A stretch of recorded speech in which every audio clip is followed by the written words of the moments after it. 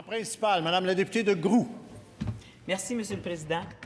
Malgré les 31 milliards investis dans le réseau de la santé chaque année, 2 millions de Québécois n'ont toujours pas de médecin de famille et le temps d'attente moyen dans les urgences dépasse les 17 heures. Claude Castonguay a dit récemment qu'il faut revoir de fond en comble l'organisation du réseau de la santé et que des économies majeures peuvent être réalisées. Le plan présenté par le ministre de la Santé est nettement insuffisant. Il faut aller plus loin que la simple création de 50 nouveaux groupes de médecins de famille.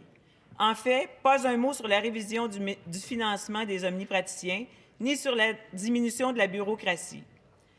La création de corridors d'accès prioritaires reliant les groupes de médecins de famille à différents spécialistes, ainsi qu'à différents plateaux techniques, permettrait d'accélérer le traitement des patients tout en diminuant la pression sur les urgences et en réduisant le coût relié au dédoublement d'actes médicaux, et ce, à coût nul.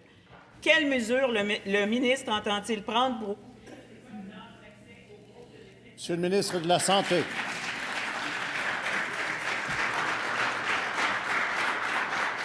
Monsieur le Président, nous avons annoncé un plan en 5 points pour améliorer l'accès aux médecins de famille et à la première ligne en général. Nous voulons bien sûr compléter le réseau des groupes de médecins de famille en créant 50 nouveaux, mais nous voulons aussi intégrer dans ces groupes de médecins de famille d'autres professionnels de la santé qui pourront contribuer à assurer un suivi adéquat aux personnes victimes de maladies chroniques. Nous avons également annoncé un investissement majeur pour faire en sorte qu'on entre dans le 21e siècle et que les médecins de famille aient accès à un dossier médical électronique de façon à ce que, justement, ils puissent prescrire les examens de laboratoire et recevoir les résultats de ces examens de façon instantanée, tout en pouvant avoir des prescriptions également électroniques.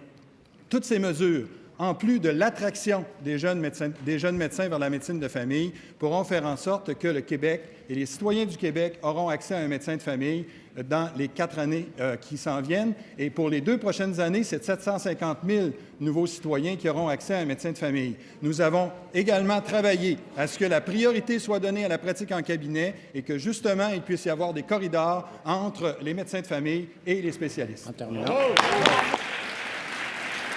Première complémentaire, Madame la députée de Groux. Monsieur le Président, il est inconcevable qu'encore aujourd'hui, je doive référer mes patients à l'urgence pour obtenir un examen de laboratoire ou de radiologie dans un délai raisonnable. Quand le ministre agira-t-il et exigera-t-il des directeurs généraux des établissements d'obtenir ces corridors d'accès prioritaires pour les médecins pratiquants en groupe de médecins de famille? Monsieur le ministre de la Santé.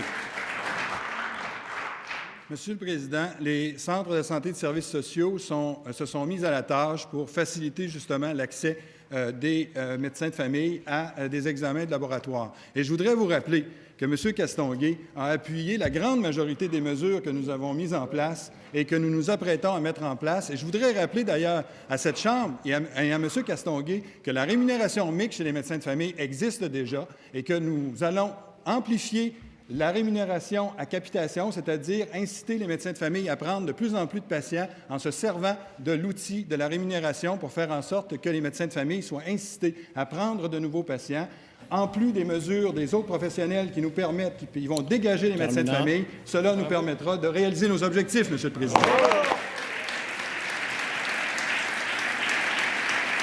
Deuxième complémentaire, Madame la députée de Groux. Je répète ma question au ministre. Comment se fait-il qu'aujourd'hui, on soit encore obligé, comme médecin, d'envoyer nos patients à l'urgence pour avoir des examens de laboratoire, des examens de radiologie dans un délai raisonnable? On n'a pas accès actuellement et c'est facile de régler le problème. Vous n'avez qu'à envoyer une lettre à chacun des différents directeurs généraux d'hôpitaux pour que demain matin, on nous réserve ces plages-là et qu'on puisse accélérer le traitement et qu'on puisse diminuer les coûts de santé et le dédoublement d'actes médicaux. Monsieur le ministre de la Santé. Monsieur le Président, la réponse est très simple. C'est parce que nous sortons de 9 ans de torpeur libérale où la priorité n'a pas été accordée à la première ligne et à l'accès à la première ligne. les centres de services sociaux vont se mettre en action pour que, justement, cet accès aux examens de laboratoire, aux examens de radiologie soit fait dans les plus brefs délais. Et je pense que cette stratégie va permettre aux médecins de famille d'être en mesure de bien suivre leurs patients et d'être en mesure d'être beaucoup plus efficaces dans leur traitement. Bravo!